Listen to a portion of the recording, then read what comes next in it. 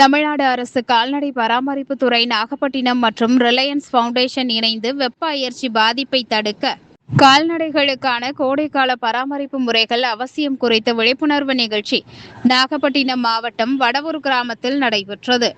இந்த நிகழ்ச்சியில் மருத்துவர் கலையரசி, இயக்குனர் கால்நடை பராமரிப்பு துறை நாகப்பட்டினம் அவர்கள் தலைமை வகித்தார். மருத்துவர் தட்சிணாமூர்த்தி, உதவி இயக்குனர் கால்நடை பராமரிப்பு துறை முன்னிலை வகித்தார். மருத்துவர் லாரன்ஸ், உதவி மருத்துவர் பெருங்கடம்பனூர், மருத்துவர் மதுமிதா, உதவி மருத்துவர் குறிச்சி ஆகியோர் கலந்து கொண்டனர்.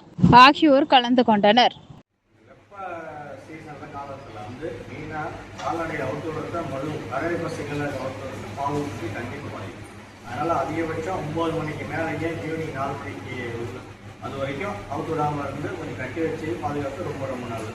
அதிக வெப்பம் தாக்காம நம்மளுக்கு சிம்பிளான அறிகுறி தெரியல, இறக்கி பார்த்துருக்கீங்களா, ஆணி மட்டும் இறக்கணும், அதிகமாக மூச்சு வர மாதிரி வாயால் மூச்சு வரும், அந்த அளவுக்கு கண்டிஷன். அதனால் அதிகமாக குளிப்பாட்டணும். கண்டிப்பாக முடிஞ்ச வரைக்கும் நல்லா நேரில் இடத்துல மாடுகளை அவைகளை பாதுகாப்பு ரொம்ப நல்லது.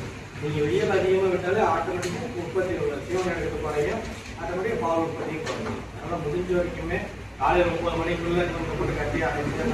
இந்த ஒரு மாதம் 1.5 மாதம் கடுமையான வெயில் தாக்கங்கள் சொல்லியிருக்காங்க. அதனால் நம்ம மேற்கு ஜூன் 15 ஜூன் வரைக்கும் கட்டாயமாக வெப்பத்திலிருந்து பாதுகாப்பு நம்ம எல்லாம் அறிய பண்ணணும். அதேமாதிரி அதிகமாக தண்ணி அளவு அதிகமாக வைக்கணும். நிறைய பஸ்ஸுக்கும் மாட்டுக்கு ஆட்டுக்கு எல்லாத்துக்குமே. ஏன்னா தண்ணி இல்லைன்னா வறட்சியாக ஆட்டோமேட்டிக்காக உங்களுக்கு பால் உற்பத்தி குறைஞ்சிடும்.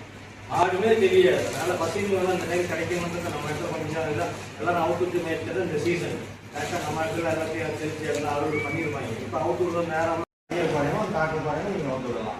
சரிங்களா? பசுங்க முடிஞ்ச வரைக்கும் ட்ரை பண்ணுங்க. அப்படி இல்லைன்னா நம்ம முன்னாக்காவது கண்டிப்பாக கொஞ்சம் ரெகுலராக காலத்தில் போகணும். இல்லைன்னா இலத்தரை போடலாம். அதிகம் இல்லைன்னா நீங்கள் அந்த மாதிரி பண்ணிக்கலாம். கொஞ்சமாவது கொடுக்கணும். அப்போ தான் நம்ம பால் உற்பத்தியாக நீர் சத்தும் குறையாமல் மாடு உடையாமல் தெளிவாக இருக்கும். முன்னாக்க நிறையா பேர் நம்ம வைக்கிறது எல்லாம் பண்ணிங்கன்னா தெரியும்.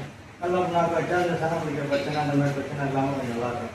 அதிகமாக நம்ம செய்கிற ஃபுல்லாகவே எதுவும் நாங்கள் வைக்கிறோம் இல்லையா பால் உற்பத்திக்கு. அதனால் கடல முன்னாக்க சேர்த்து தான் ரொம்ப நல்லது. பசு தீவனம் முக்கியமாக பார்த்துங்க.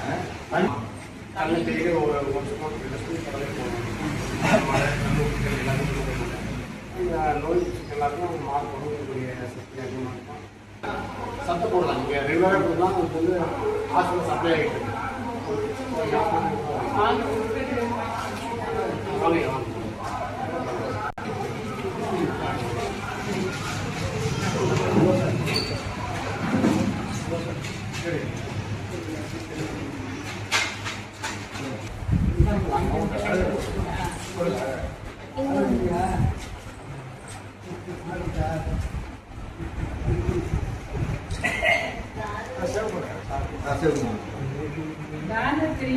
தெரியுங்க.